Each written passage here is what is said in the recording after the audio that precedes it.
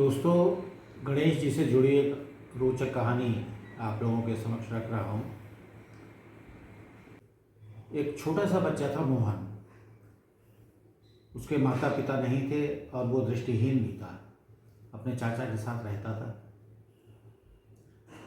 चाचा उसे सुबह अपने बगल में स्थित पार्वती नंदन के मंदिर, गणेश जी के मंदिर की सीढ़ियों पर बिठा देते थे और वहाँ से गुजरने वाले लोग जो भी कुछ उसके दान पात्र में डाल देते थे, उसी से वो अपना गुजारा करता था। एक दिन उसके मन में आया कि सभी लोग यहाँ आकर गणेश जी को भोग लगाते हैं, तो मैं भी उनको भोग लगाऊं। तो उसने अपने चाचा से कहा। चाचा ने कहा बिल्कुल, गणेश जी को भोग लगाएंगे हम। उन्होंने कुछ लड्डू खरीदे। लेकिन जब वो मंदिर में जाने लगे तो वहाँ के व्यवस्थापकों ने उन्हें रोक दिया। ये बात मोहन को बहुत बुरी लगी, लेकिन उसने इसको नियति मानकर स्वीकार कर लिया और वहीं बैठ गया। थोड़ी देर में उसे एक बच्चे के रोने की आवाज़ आई, तो उसने बच्चे से पूछा, क्यों रो रहे हो? बच्चे ने कहा, मुझे भूख लगी है। तो मोहन जो लड्डू लाया था गणेश जी के लिए, उनको भोग लगाने के लिए, वो उसने उस बच्चे को दे दिए और बच्चा उसे खाकर तृप्त होकर चला गया।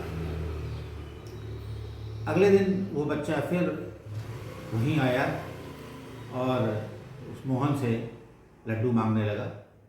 तो मोहन ने अपने दान पात्र से कुछ पैसे निकाल कर उसे दिए और उसने वो लड्डू उससे खरीद कर वो खाने लगा।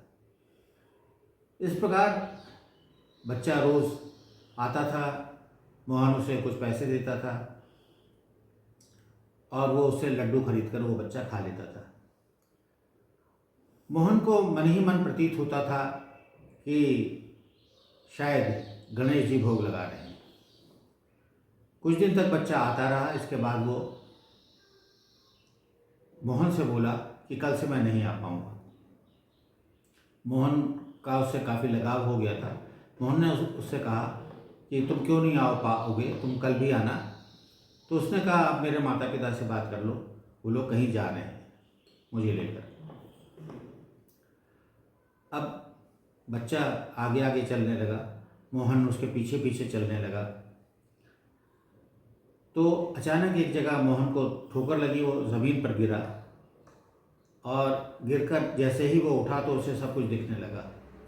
उसे दृष्टि प्राप्त हो गई थी। सामने उसने देखा कि वो गणेश जी उसके सामने खड़े हैं। उसने गणेश जी से पूछा कि क्या आप वास्तव में भगवान हैं? उसने कहा, तुम जिनको बच्चा जो लड्डू खाता था वो भोग में ही तो लगाता था। मैं तो केवल भाव के भोग का ही भूखा हूँ।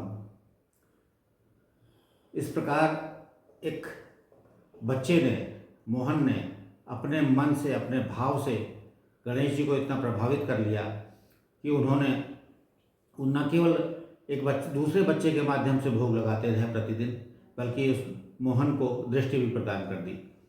कहने का तात्पर्य यह है कि यदि कोई भी कार्य अच्छे मन से, अच्छे भाव से किया जाए तो उसका परिणाम भी हमेशा अच्छा होता है। धन्यवाद।